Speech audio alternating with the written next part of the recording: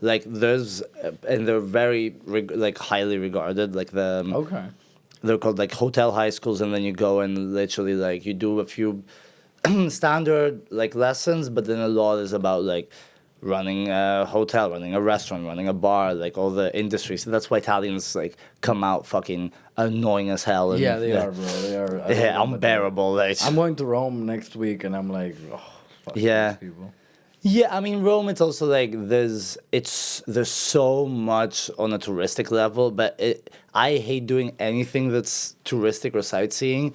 But with Rome, it's a different level. Yeah, that's what I was gonna say. I usually am the same. I'm Yeah. usually like, fuck all of this. I want to go to the bar. I want to see how the people live. Yeah. But Rome feels different. I'm like, Rome, it's different because even if you just want to go to a bar, you're gonna go by like 3 fucking like insane palaces, then the ruins of an empire that just on your way for like a wine. Yeah. So it's just so overwhelming. It's, and you can't not see like the Vatican. Or some Yeah. shit. I feel like I again never, but in that case. Yeah. No, I'm just saying, I haven't seen the Brandenburger Tor, and I've been in Berlin for almost 6 years. I haven't even looked at it once. Okay, I've been around it, but I never gave a shit. Like, Yeah. Man, I want to do the same with Greece. Like, as a kid, I was huge into all the Greek mythology, like huge into it, and again, like, even then, I feel like I wouldn't go too into the touristy stuff. It just feels fun. It's also like, yeah, in Greece it's so fucking, it's hilarious. Like we've left like 4 little places. Literally like the whole city is just ancient ruins, and we've just buried them underground and built a like We're the same, bro. It's like the amount of like respect is hilarious. Like everyone will be like, okay, I can either sign this contract that brings in a big company to build all these buildings, or get all the archaeologists to see if it's like, fuck it. And then there's pictures of every construction they've done in the last 100 years, and a picture of just like thousands of broken vases. And you're like, oh shit, this is enough to fill 5 museums. This is just one block of our city. You just broke it all because you were not... they could have taken it and sold it. That's the problem, but there's so much regulation. They're so insane with it. It's so sad to see. Like, Athens is the only city I've ever seen in my life where if you go to a high point, you don't see land, or you don't see like, oh, that's a park, a forest, and a mountain. You see buildings curved with the land. It's like, I think the only other place that this might happen could be like someplace in India, or I don't know, if there's like some cities in Latin America that maybe extend for like, but it's insane. You don't see anything but buildings, and they just curve with the land, and it's like, they're fucking psychos. And then they like complain that like people are coming in and investing, and like foreigners are coming. Like, fucking good. Look what we've done. Yeah. Get a few fucking Germans to open up a few. Yeah, we didn't have any city planning. It's same. Yeah. Same. But like in Peru, we had invasions where people would take public land and they would just fucking build shit on it. And like they would go to like remote places, right? Not to like right next to the cops or something. But if they stayed long enough, it was their land then. So you would just have cities pop up out of nowhere, and then all of a sudden they were like, "Yo, government, why don't we have electricity?" And they were like, the government was like, "Cause you're not supposed to be there, bro." Yeah. But there was enough people, and they just got the fucking. It's so funny. I feel like Balkan or like Mediterranean people and Latin people always just bond on the same structures of authority. Yeah. Of like, we just have the same. Hey, welcome back to the Lazy Eye podcast. You all were like, Paris, you keep having all these funny women. And so I was like, okay, I'm going to solve it. I'm going to bring a somewhat funny guy. Hell yeah. Baby. The stronger gender, am I right? Yeah, of course. It was time. Sexism, baby. It was time. It does feel like a man has never entered this room, but And yet a man lives there. a man lives in it. The gayest straight man. The gayest straight guy you've ever met. Yeah, baby. I had Patrick here yesterday. That was a funny. Yeah, but Paris.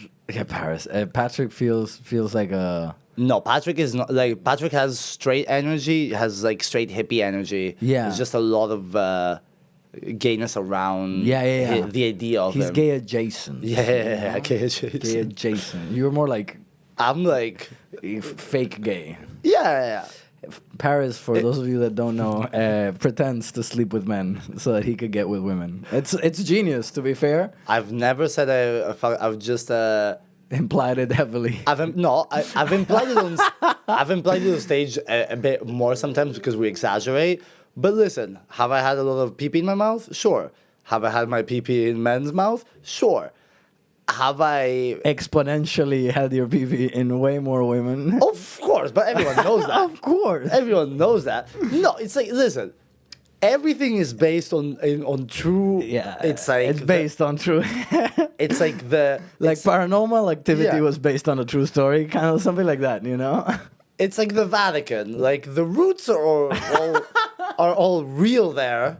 They've embellished it a bit. They've hidden a bit of the. I heard that there's like a quota that you need to suck to dress that way. Yeah. And it's around 2 cocks a year. Literally, or so. to me, it's I only suck dick because it feels like sort of like entering a raffle. It's like you just have to buy enough tickets and then you're eligible to be in the. I just want to be in the raffle. I don't want to. I get it. I don't want to win. I just want to be in there so I can like use the Yeah. merchandise, use a couple of the words because they were funny. Yeah, exactly. It's like you And then I'm want you good. want the pass, basically. Yeah. You want Listen, you know what the reality is? I really wanted to fuck everyone. So I also spent a couple, like 2 or 3 years where I was really pushing myself to like want all these things. And then I realized like, I don't really, like, Nah, I'm straight. it's just kind of like, you know, it was my sort of like, you know, I want to feel like absolutely bi, that or like pan. Like I want to be able to like Yeah. go out with everyone and fuck everyone. And then eventually I just realized like, I'm romantically and spiritually and like aesthetically, I love a lot of those things. But at the end of the day, I'm not inspired by like a nice man bun to just go in there and like do my business, you know? I know. Basically, what you're trying to say in a very complicated way is that people were calling you gay anyway. So you were like, Yeah, people were might calling me as- gay since I might was, as well. People called me gay since I was 5, and all my friends were gay. So I was like, Yeah, you know, I might as well give it a go. They must know something. If they've been calling me gay for 15 years, they have to be right on some level. Yeah. And they're right on some level. You know, I do feel. It's like an artistic kind Yeah, of gay. like every time a straight guy calls me gay, I'm like, absolutely. Yeah, I know. Yeah. I know what you mean. Yeah, and then all my gay friends are like, "He's such a straight guy." It's like I can never get to win. Oh. Anyway, All my gay friends call me gay. Yeah, And all fucking my yeah. and all my straight. We all call you gay. Yeah. No, my straight friends call me a horny little bastard or a dickhead. Yeah. Or I mean, the reason the gay guys call you gay because you're very obviously straight, but in such a gay way. I love that evaluation of myself. Bruno Mazzini, everybody. The Peruvian himself. The Peruvian. The Peruvian. The You one do. and only. You do look. We do look like we're like dressed for Halloween as a gay guy and a Peruvian. A gay and a Peruvian walk into a bar. Like I feel we're just like reinforcing stereotypes. Like you have your accent where it's like, is he doing a Peruvian accent on purpose? What? And Do people assume Latinos sound this way? yeah. Fuck me.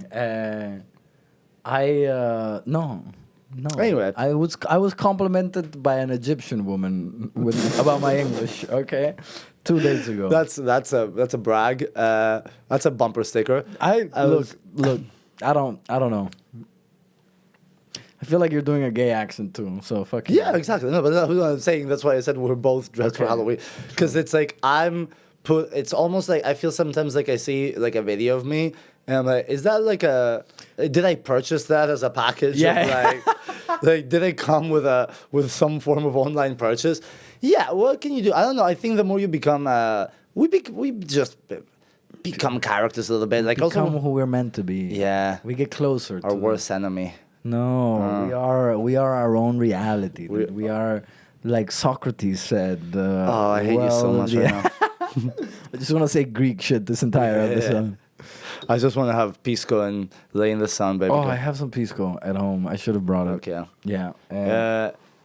Is there a controversy? Is pisco Chilean or Peruvian? So Chileans say it's theirs. Yeah. Which is super obnoxious because we have a city that's been called Pisco for over 4,000 years, and it's not close to Chile.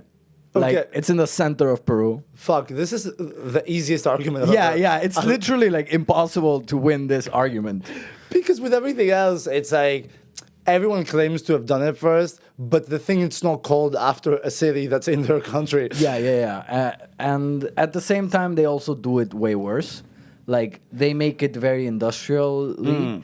Like they make it in like they age it in like metal barrels, dude. That's not. That it's just insane. So I think it's annoying because they make way more, and in general, Chile is like a Chile is like the Germany of they're France in that everyone hates them, but they're Germany in that they're the most industrialized country I think in South America. So yeah, like if you buy Pisco outside of South America, it's way easier to get the Chilean That's annoying stuff. I'm But sorry, but the buddy. better one is always Peruvian, and I think I'm on your side on this one. Yeah, It's- I support. it's hard to argue with that. Just when you see the process, and it's like, yeah, like fuck you. Fair. Like, nobody that knows alcohol will be like, yeah, metal barrel is better. Metal barrel always better than wood. That's like we all know that. Yeah. You want that oxygen, you know? It's like- Yeah. The aging process, the color, it's the rust. We Yes, like rust. rust. Honestly, I took a sommelier or a wine tasting. Oh my class. god, how pretentious would you sound talking about wine? I'm already annoyed Oh, dude, at the idea of you talking about It was, wine. but that's the thing. I don't. Like I imagine you with like an open shirt, just kind of like going like this, and I'm like, oh, I want to kill myself. This was like 18-year-old Bruno, so I was. Oh, I was- baby. Yeah, I was not, and also I enjoy the finer things, but I would say I'm not. I hate pretentious people because I love like a cheap rum as much as I do the really nice one. Yeah, same. But yeah, this wine tasting class, fucking the teacher was like a world renowned sommelier, whatever. I don't know how my university got her, but it was just like an elective course. And dude, they're like, it has some hints of petroleum. And I was like, did somebody make this wine wrong? But apparently, A woman was murdered near the grapes. no, but they literally like when you are doing. I mean, you probably know this as well, but there it is like oil and like or gasoline or shit like that are scents that you pick up in wines, in good wines too. Like which was insane to me. I also. I think I'm already a little bit unbearable to be around. Yeah, But I think what's my saving grace is that I'm also like, I also have that because I never had money. I feel like if I had a little bit of money, I would be beyond unbearable. Like, no one would want to be around me. No, because you grew up without money. Yeah. But like, if you had grown up with money, yeah, you. No way. Everyone would have hated But you. because I've only had access to the cheap stuff, I also have this like very like it's the great equalizer where like my favorite shit is like a nice cold cheap beer, a fucking like give me like just a plain white rum with a little bit of soda and mint, like a little like impromptu mojito, and it's my favorite cocktail. Like Yeah, you can make it work. You can make. It's just like the when people are like, like I don't want to do shit shows in comedy, and it's like, man, sometimes the best show is in the back of a bar that looks it's- like homeless people live in there, you gotta. and they're smoking like you got as a comedian because it makes you better, but even as an audience member, sometimes that like really comes together in a different Oh, way. it's so much more fun. Yeah, and it's also like I think I talked about it with a bunch of comedians here, but it's also the thing of like you can see the comedians around that like don't do shit rooms. Oh. And half of a weird situation happens, and it's almost like you're on like a Broadway show, and something breaks in the audience, and like the actors don't know what to do, And somebody has to come out and be like, reset. like fucking it's like people have done shit rooms. It's like nothing is disparaging on stage because you fucking Yeah. been in the shitholes. It's so much fun. And as an experience, it has a romantic vibe to it, and like even on like honestly, you're like, man, yeah, we are all here in this shitty ass room. You motherfuckers can't afford a nicer comedy show, and we are not famous enough to perform at one, but we can have an amazing time too. It's like the I don't know if you did this as a kid, but as a kid, a lot of the time drinking in Peru was buying a bottle, Yeah. like from the one guy who would sell it to you. We would have to try like 20 spitis, 20 like kiosks Yeah. until one would say yes. And then we would just drink in a park, like mix our own drinks in plastic cups. Yeah, I mean that's it's a quintessential. Like it is also in Greece. I will say for me it was a little bit different because my mom had a bar since I was 9. And she let you drink in her bar? I mean, so my dad's Italian, so Italians start giving alcohol to their children around like you get your first little glass around like 4 or 5. So like before it's like just like the lips.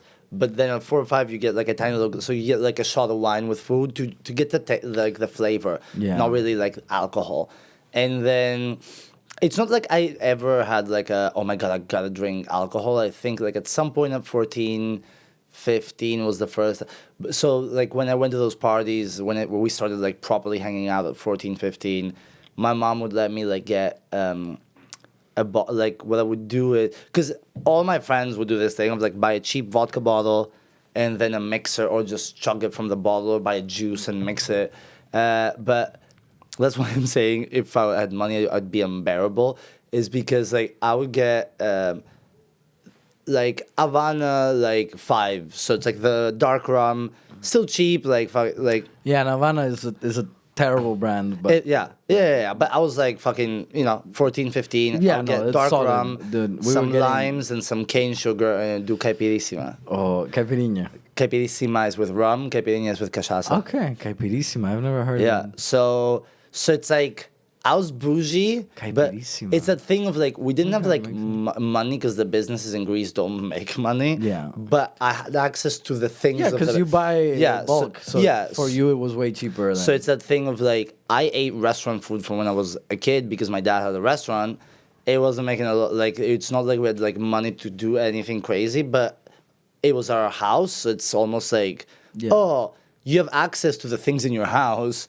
So it was also like restaurant food and good booze from when I was like a kid. So I had that experience of like I was still a trashy youth with going out with like the coins and counting 10 euros to buy 2 beer.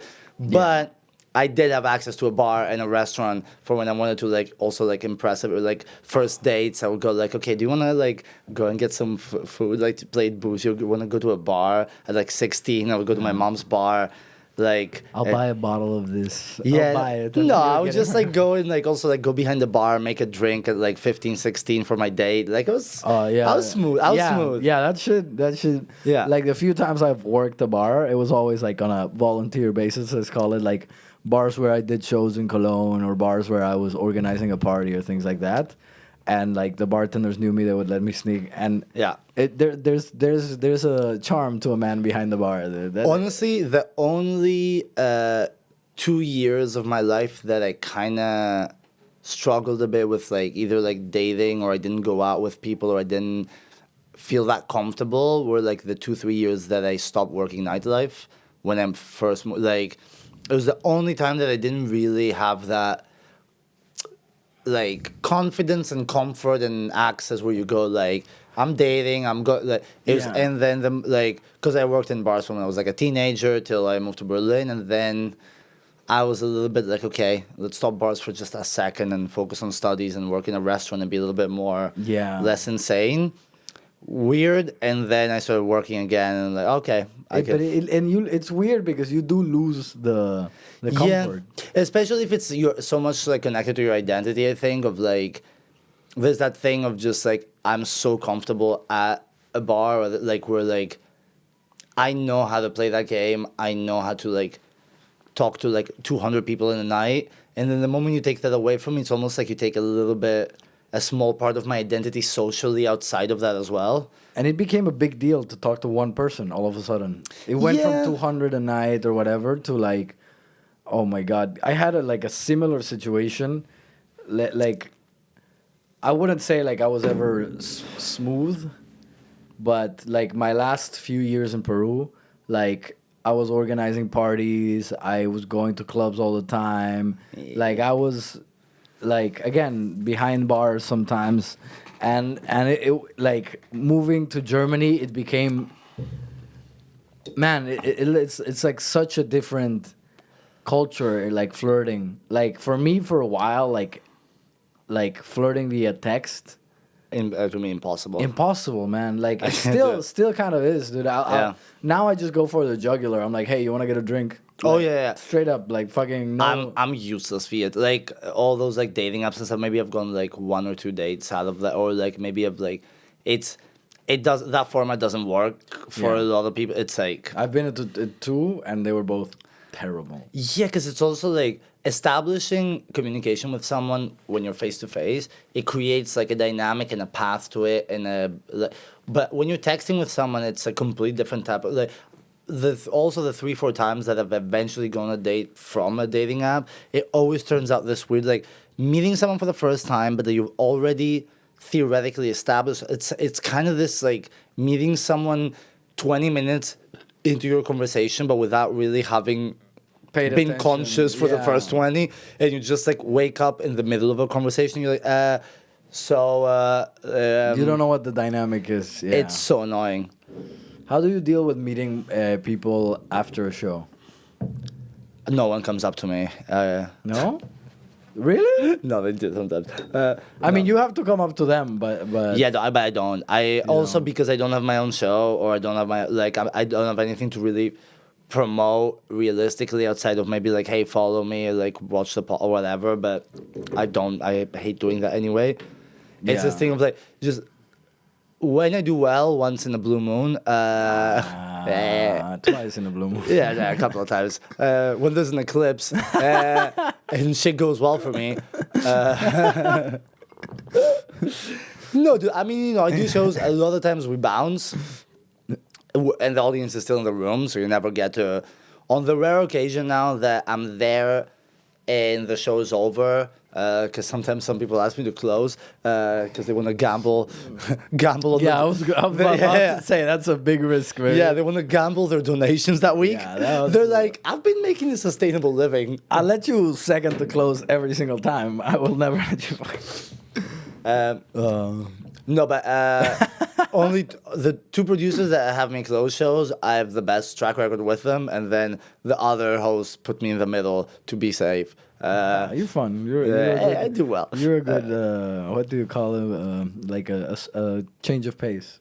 Yeah, and also like that's the other thing is that at the end sometimes what I've seen is like not in terms of like because there's a difference with like okay there is that sort of like the closer is the best one or the strongest one, but there's also like an argument for a person that closes the show like can just now go someplace completely different, and it doesn't have to be the funny, but it gives you an opportunity to just kind of like take a lot of the energy that exists there and like go a little bit crazier, which I really enjoy doing. And it doesn't necessarily have to be the funniest thing of the night, but there's like a chance of like there's a lot of built up energy, and sometimes that works way more in my favor when there's like an energy in the room that's shifted a lot, and there's a lot like so anyway, so like there's a fun aspect of closing the show, which to me is not the pressure of like you have to be the funniest.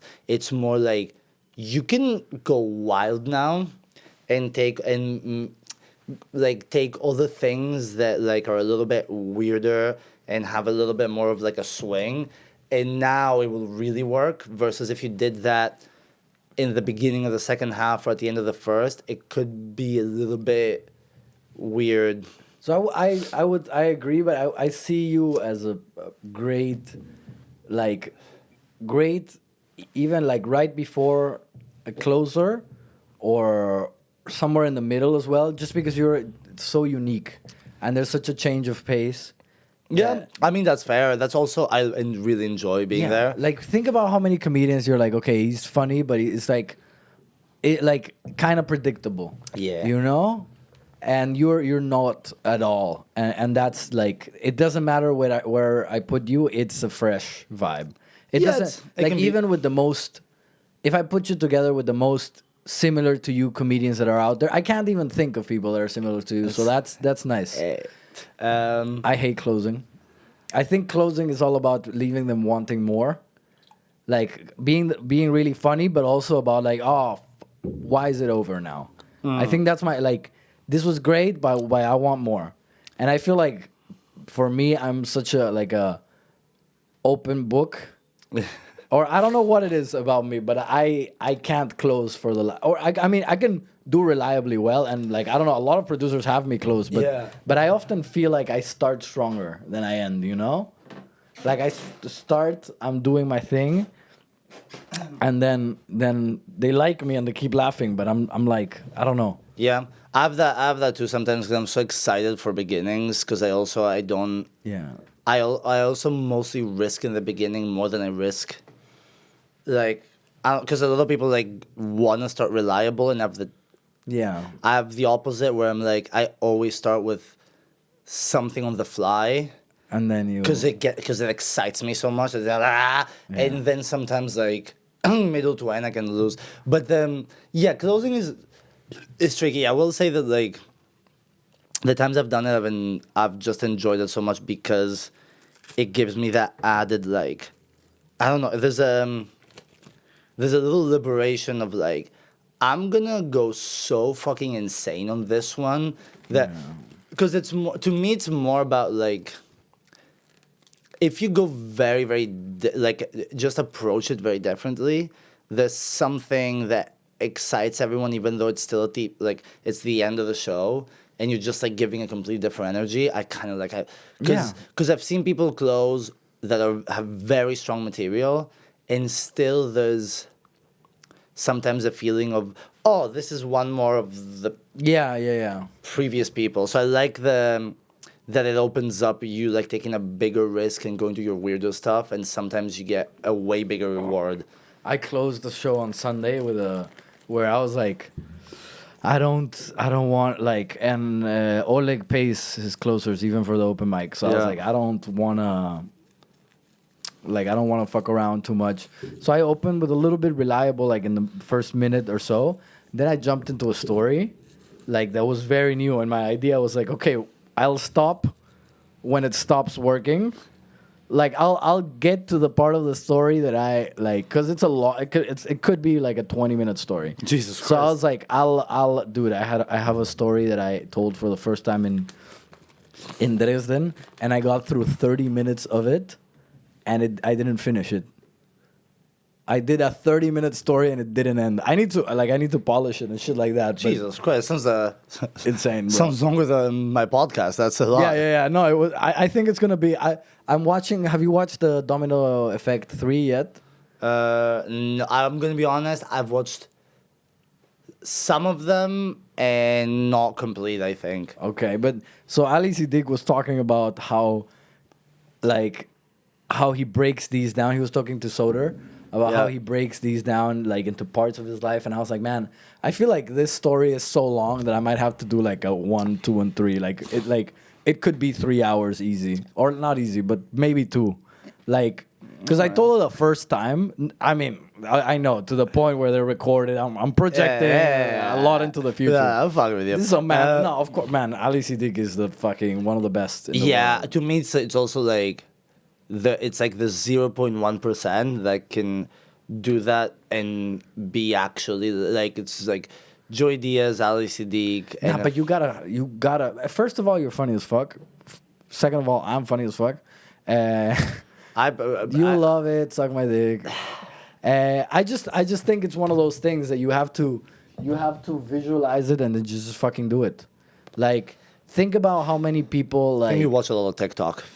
No, I did say it in a very TikTok-y manner right now. I just mean it in terms of like, I'm not gonna cap my creativity, you know? I'm not gonna, dude, 100%. And dude, I told the story for the first time for the 30 minutes, and like, it wasn't too punchy yet, but like fucking half of the audience was like, dude, you need to finish this. Like, I need to hear the ending, and I was like, I think that's a really good, because I think it's the biggest part of that is the confidence and comfort to just go into that. Yeah, bro, like, think about like. Please don't call me bro. Brother, brother. How do you say bro in Greek? Oh fuck, αδερφέ. Αδερφέ. That sounds like a homophobic slur. Dude, so close.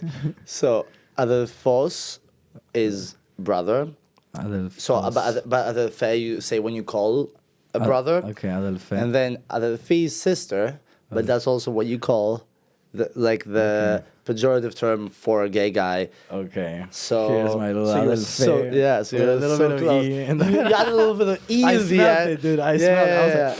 I was like, but yeah, the yeah, that's the equivalent of like the word for brother being fagot. And then the word for yeah. you're like this could get hairy. The word for brother that I want to kick out of the family is The word for brother that I don't think you should be able to get married. yeah.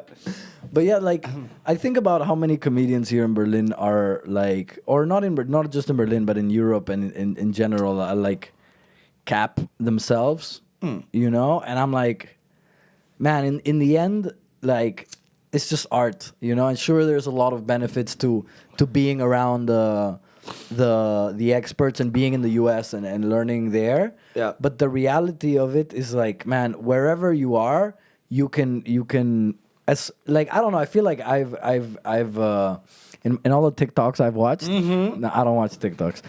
But in all the stories I've read, all the people that I've observed, the one thing that people that are great at anything have in common is that they figure out what they want to do and they just fucking do it. Yeah. Like it doesn't matter their environment. I was recently like listening to an interview of a fighter, and the guy was like in the equivalent, not even Berlin. Like he was in a place where fighting was not. Yeah. Like there was no resources available to him basically, and he got great by reading books Just and punch. watching videos. Yeah. Yeah, no, but it's like just like us just talking to a microphone. Yeah. So it's like I No, saw that and I was like, bro, we can make unique shit here and we can make like No, 100%. And I mean, you know, I feel that way because Yeah. also I haven't ever tried too much to do it in a structured way. That Yeah. I my thing is like I'll do it however it's funny for me, and I'll keep changing and shifting and like risking. I absolutely agree. To me, just I have a little bit of like my only capping sometimes comes from I've just been so fucking obsessed and like I've just watched so much stand up, and my life has been so much about stand up for so many years of also observing it more than doing it, and that I have a little bit of my own sort of little pet peeves around people saying they do stand up, or about people like completely endorsing that idea and then having like zero respect for certain things and zero understanding just because I love it so much and I watch it so much. My only little things are just like I can just easily dislike people that for me seem to show like very little respect for the actual. I agree with you completely, but I will tell you that it's very different that people don't respect it and then people are failing upward. Like Oh no, 100%. Because everyone you admire at some point wanted to do the thing that you loved when you saw it and sucked at it. So that's the thing. Oh like, yeah, no, listen, whoever's fucking hustling to get funnier and Yeah. to be on stage more, absolute fucking respect. It's just to me like the little cunt that does the same joke 1,000 times and it didn't work number 1, didn't work number 500, like that I understand. it's just like little pet peeves of like I've never been like, hey, stop doing, or like I don't care, I do what I do when whoever lets me. If someone gives me a microphone, I'm happy. So it's like I don't like judge outwards. What was the way towards to call you? No, I'm kidding. Adelphi. Adelphi. Yeah. Not Adelphi. Adelphi. Yeah, exactly. Okay, Adelphi, baby. Yeah. You because you've watched so much stand up and because you love it so much, there's a part of you that has a vision that's better than all the shit you've watched. Yeah.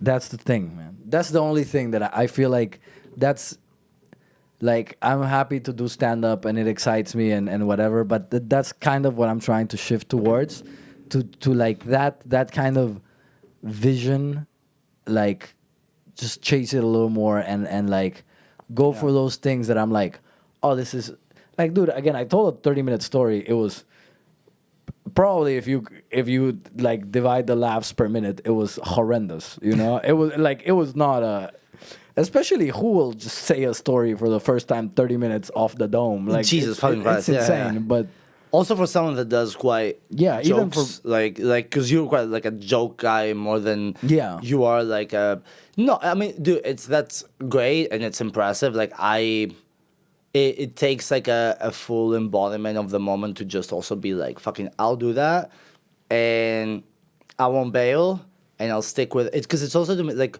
sometimes what I cannot do is stay on stage and be comfortable when, like, I'm very greedy, because I think my brain works in a very, like, I don't know, I have like an almost like, I want a Dave Attell format in my head, meaning not I'm gonna be like Dave Attell, but you know what I mean, where like I have this thing of like, if half a joke in a 20-second span bombs or like doesn't land, my brain goes fucking insane. You need to keep, I know, like I start sabotaging myself if like there's a throwaway joke in 30 seconds that doesn't get a laugh. So it's also, to me, it's like, I really respect also people that like have the patience and the composure to stay in something, because they know that right now the audience should be listening more than laughing, and the laughs will come. Like I hate silences too. I don't have that much. Like I can deal with silences when I'm so confident on the result upcoming.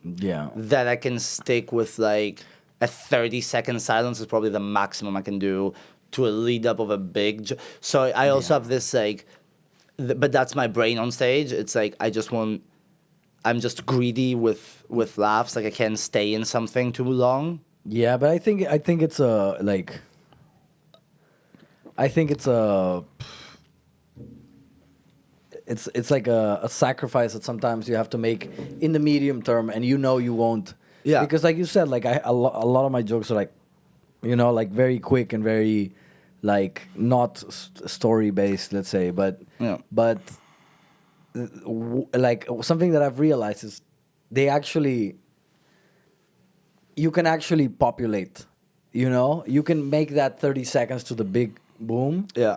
At first, it's just gonna be like 30 seconds and even medium boom, then it's 30 seconds and big boom, and then it's 10 seconds small, 10 seconds small, and then, you know? Yeah, no, absolutely. I mean, the way I've tried to tell stories, the storyteller shows helped. There were a lot back in the day. Yeah, takes off the pressure. Yeah. The thing is, I've gone to Dresden a gazillion times. So at this point, I'm like, 30 minutes, fuck you. I also see the same people in the crowd, and I'm like... I don't want to do the exact same, Yeah, like, poor they've seen me, like, some of those people have seen me, like, 4 or 5 times. Oh, no, poor babies. 30 minutes? I don't have 2.5 hours of material, dude. What the hell? Yeah. I do, but it's, like, 2 hours of that 2.5 is terrible. So I was like, I need to hit them with something fresh, and I'm also, again, like, in that bucket, like, it's, like... Enjoy the moment, but also do it for the vision. Do it for that insane thing that you think is gonna be funnier than what Attell does, and that probably won't happen. Or if it'll never fucking happen. Dude, who knows? Maybe in 40 years, you're this fucking weird, gay-looking Greek dude at a fucking, I don't know, at an island. Because that's the other thing I'm trying to do. I'm trying to, like, I like the idea of stand-up in different places now. Like, because Americans love it in clubs or whatever. I think we need to start, like, making it our own in places, too. You're going to be doing it at a fucking amphitheater what's the name of the famous one in Athens? Oh, I mean, the 𝐼𝐵𝐼𝐰. It's underneath Acropolis. It's an amphitheater. Yeah, the really old one. Ancient, okay, you're going to be hitting them there with your cocaine stories. When you're 60. Dude, Bill Burr did that theater. He did that? Holy fuck. So yeah, you're going to be you're going to be running a workout show once every 2 weeks there. Just sell it out, just to work shit out. That's Yeah, I mean, no. That's listen. I'm a very ambitious person, but mine works like my ambition works by shitting on it, not watering it. So I think we're a little bit opposite. Okay. That way, because you're in a very beautiful way, which I appreciate. You're like envisioning it, and you're like just feeding it and watering it, and I'm like, fuck you, you little pussy, unfunny fuck. You're never gonna get there, and that helps me get like a little bit better at it. I mean, I'm critical of myself, and I know that story was not punchy at all or stuff like that. I just think like having the vision in mind helps you take the steps necessary. Because I feel like, I don't know, a lot of the jokes that I wrote before that work and that people like and whatever, they were nice, but I always felt like some like Yeah. why don't I love this shit as much? And then I was like, oh, because it doesn't feel like it fits that place where I'm going, you know? Yeah, I completely understand. I mean, my thing with stand up, I think, and it comes also from a place of like being a little bit humbled by it always, is that I like the process of trying to get funny by removing any goals around it. And I have the luxury of that because I have so many other things that are more goal oriented, and creative stuff and professional stuff that are way more goal oriented, that I can afford stand up to be this kind of like absolute passion, that because I don't have to get anything out of it anytime soon, it's been happening almost in a vacuum of like, my only desire was to get funnier. It wasn't to do a specific show. It wasn't to make it to like get get paid for it. It was only To do it. to do it. Yeah, And so that also creates this kind of like difference in approach, because a lot of the other things I do that I'm also humbled by, but they're a little bit more goal oriented. Like anything artistic, even though I love the process and I love the thing, it still I'm a little bit more aggressive with where I want it to go, and Okay. it being more, and it's the same with like Music. bar and like music, with film, with like drinks, with my work, with like DJing. So there's all these things that are a little bit more direct in that way, so that I can afford to have stand up because my thing is, I don't wanna have to like push to get to a point only to be at that point, and then stand up becomes a thing that I have to manage to make it. You don't want to put pressure on it. Yeah, You just because wanna enjoy it. yeah, it's perfect, because that also liberates me to like risk so much more and have so much less like, I don't need to behave that much. I don't need to do it in a way that's conducive to someone booking me. I don't like, even though I want to be booked, and and it's annoying sometimes when like a lot of shows don't have you in very high regard because of it. But Because you don't sign up to my shows, you little cunt. yeah, how do you sign up for it? It's Sundays are difficult for me. That's why. But it's Sundays now, right? Better, yeah. Yeah. But yeah, I know what you mean. I get it. I Yeah. get it. And I think it's two different approaches, but It is, but that's why I also have empathy for like some of the people that push it, and sometimes it like triggers me a little bit to see like some people just go so full producer mode where I'm like, dude, just can you try and do a joke first? yeah, that's But still, I understand it a little bit from the standpoint of like, if it was the only thing that I discovered in my life that was creative and different, and I wanted to shift to that, I might push so much more as well to make it also be sustainable. And like, I understand a lot of people's things. It's just I have the luxury of having stand up be my like outside of it's any your of those your escape in some ways. Yeah. Yeah. No, I totally get that. I haven't asked yet, but is there like a theme to this podcast? Is there like a topic we need to do It's not. We just to talk wherever the conversation goes, and then most people hate it, and Most then no people one hate watches it, and then we're good. Nice. Well, Yeah. you made me a really good old fashioned, so that's good. I appreciate that, baby. Paris makes great cocktails. Yeah, I mean, I don't have the production value your podcasts have, but you know, bitch, I try. Look, this looks way weirder than either of my podcasts, so it definitely has a clear brand. Yeah, what did you fucking expect? It's gonna Dude, be one is in a co-working space, and the other some one is in a pussy ass studio. corporate event. No. Nah, it's not. I don't do corporate. Yeah, you don't. But if I was booked, dude, I you're honestly, I feel like I should start writing clean material just in case I get into a corporate gig. Dude, you're already in the corporate sphere. The Dude. guy you gig for the most is a fucking. I'm not gonna even talk about it. And then your Who's the guy? podcast. Oh, well, okay. Yeah, and then your podcast is in the most corporate environment. Dude, it could we be. talk about dildos and racism. That's not very corporate. No, but fair. Yeah, dude, Fair, but this you- motherfucker, if you're not doing cocaine 3 times a day, you're a normie, according to Paris. Yeah, of course you are. Fucking- fucking up, little yeah. cunt. Put your nose to the test, baby girl. You might find out something interesting. Dude, The fucking Greek telling the Peruvian to try coke. It's kind of like, dude, come we on. make it. We sell it to white people. I know. You're too poor to be using my You know, product. I've never bought coke in my entire life. This is why it makes sense now, because you shouldn't, because otherwise, But yeah, who's gonna send our kids to school? Yeah, you think when I'm one of you're those broke? dumb white people that buy 90 euro coke that's 5% coke? If No. Paris hits on you, it's because you have coke. He doesn't really like you. No, I don't do coke. I don't buy coke. He's lying. No, legitimately. I buy cheaper, cleaner things that are available in Berlin. Why buy fucking stepped up coke? He's lying. I'm not lying at all. believe It's just coke is an easier reference on stage sometimes. ketamine, speed. Yeah, it can only be different on amphetamines. Okay, now I mushrooms, see. You don't acid, buy coke because you steal your mom's coke. Boom. He's yeah. I fly to Greece every week. Also, you do coke every week. See, snitched on himself. What's up? My mom's coke consumption is very under control. We're all good. Thank you. Yeah, because he keeps stealing. Take it off her hands, baby. Yeah. His mom's like, I'm where looking did all at- my stash go? Yeah, I'm looking out for her, baby. What a good son. Oh.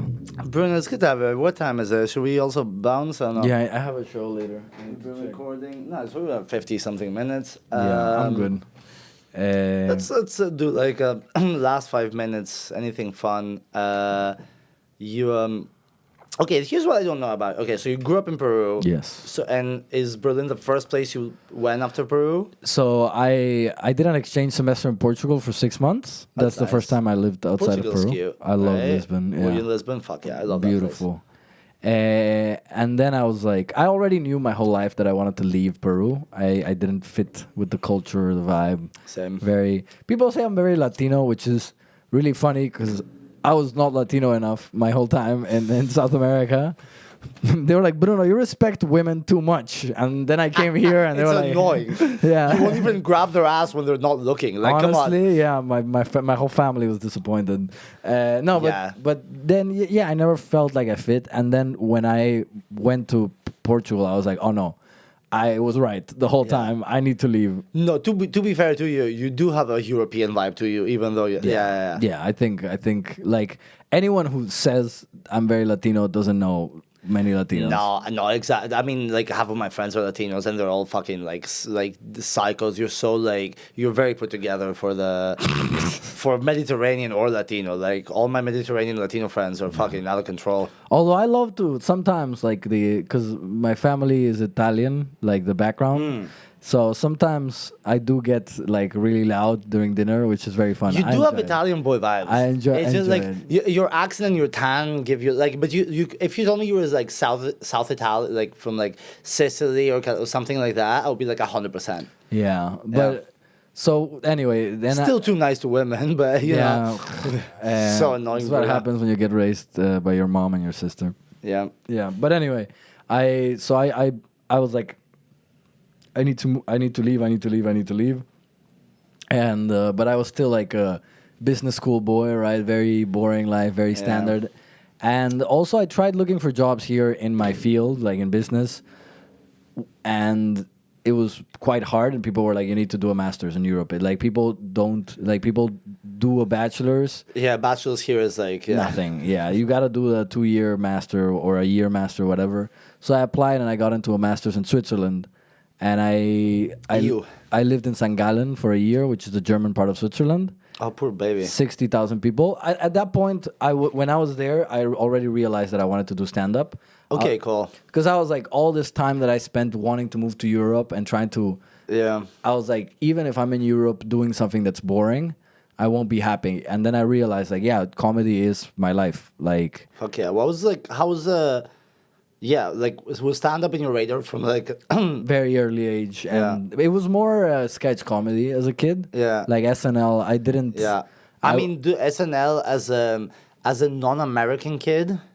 Like, because I also had a big SNL phase, like 16 to 19, like, like also watching like 90s SNL, and then I really got into like the Dana Carvey era. Have you watched the Dana Carvey documentary about the Dana Carvey show? No. Dude, I gotta send that. Sorry, I'll go back. We'll go back to it, but there's a So Dana Carvey was the biggest star of SNL in the era. Well, the sidekick of the biggest star, right? So before Michael Myers, you mean? Yeah, so it was Michael Myers and Dana Carvey. So Michael Myers basically like graduated SNL and goes into like movies, and now it's Dana Carvey. And Dana Carvey like becomes the go-to guy. After the Wayne's World sketches with like, and he's like the guy for like 2-3 years. And then he leaves SNL finally, and he's like the darling, you know, like the same way Michael Myers was like, he's the darling. And ABC comes to him and they're like, would you be interested in doing your own sketch show? And it's the Dana Carvey show. And you go from SNL, like he had all these movie offers as well. And he's like, so he takes the deal and he gets fucking Smigel, who's like, regarded as the best SNL writer of all time, Louis C.K. Shit. And Dino Stamatopoulos, who was also like Louis' best friend and a writer for like Conan and Tonight Show. And he gets those 3 guys to be the 3 writers of the show. And he cast the unknown then Steve Carell and Stephen Colbert. What the fuck? Stephen Colbert sent an audition tape for the Dana Carvey show.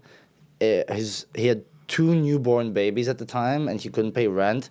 And his audition tape is him crying while holding his 2 newborn sons. That's hilarious. And saying that he's gonna have to take them to the street and they'll have to eat like corn dogs that were left. And he's legitimately crying, but in like a jokey way, or sort of in between. Okay. In between, like he's weeping. And he's holding them, and he's explaining the different ways that he will find to feed them if he doesn't get the gig. That's so good. So basically, they put together this team that's also like a lot of misfits and a lot of like insanely funny people. But this is ABC in the 90s, and they're about to put it on prime time. So it's gonna be like something like, I'm trying to remember, like the biggest family sitcom of the time, where it's just like American household darlings. And right after that, it's going to be like the Dana Carvey show. And you can imagine what happened. So Louis and Smigel start writing these fucking fucked up sketches. Yeah, man. And so the story of the show is basically like... It collapsed. Dude, they recorded the full first season, and I think only 3 episodes aired. Sheesh. And they were canceled because it was ABC at 9 p.m., meaning half of America at the time. Yeah. Just like with the kids and the popcorn. And dude, I'll just tell you, the opening sketch that they went to open with is Dana Carvey playing Bill Clinton. And he's talking about how he wants to give so much more and give so much more, and that's why he had plastic surgery. And he opens his shirt, and they've created this thing of like, that's why I got 8 tits, and he was like, the tits of a dog, of like a female dog, and it's like all these tits, and they had made it the costume so it can actually lactate. So they had, they had, so he has eight nipples, and there's people like squishing milk out of them, and then they start bringing puppies, actual puppies. No. Who are drinking the milk from Bill Clinton's Dana Carvey. No. Bro, why? That was the first sketch they ever aired. Yeah, they got canceled. Dude, it's that documentary and that whole story is probably one of the funniest and I most need to tragic watch and that. most beautiful things ever. And fucking wow. And it was the first thing Carell and Colbert ever did before they were huge. ever did any of the films, any of the things. That's the other funny thing. Sometimes you see these comedians and it's like a timing thing. Yeah. Like you just gotta wait a little longer. There's a protest going on outside. And there's a protest for Palestine going on. Hell yeah! Wait. I saw all the police presence. Is it full? Yeah, wait. No, I just gotta re-record. Nice. Fuck, I was about to end on a fucking support Palestine thing. Yeah. There's a protest. We're gonna shut it down.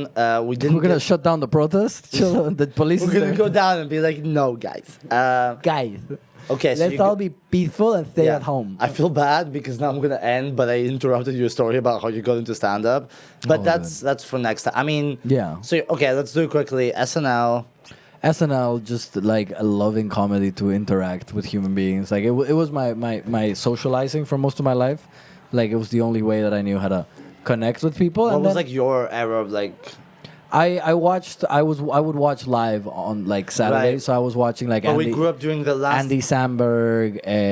That's what I was like, gonna say. Digital shorts. Yeah. I think we're like the last generation to really hit SNL glory because they refound their glory for me I think when it was they're- Bill Hader, Kristen Wiig, Yeah. and and Andy Samberg. yeah. Like that era to me. Bill Hader was a monster, but right now they still got like they're bringing it back a little bit. I think Pete Davidson had some killer shit there. I mean, McKinnon and Davidson, and that like after the Hader era. Kate McKinnon, I never loved her. I don't know why. But she had some incredible sketches that saved that show for a little bit. But to me, the last really good SNL era for me, objectively, that I can still watch on any given night on YouTube SNL sketches is the Bill Hader. Yeah, Kristen Bill Hader Wiig. was a dude. Stefan, or fucking big Papi, bro. I mean, any of the sketches that Hader and Wig were like, even like that fucking Hollywood dish that fucking throws the shit Let's on finish her. it here, 'cause The I think- Californians, like, it's fucking amazing. Okay, but let's end it because we gotta go march. Yeah. Okay. Bruno Mazzini, everybody. Lazy Eye Podcast. Free Palestine, Free baby. Palestine, baby. Oh my lord.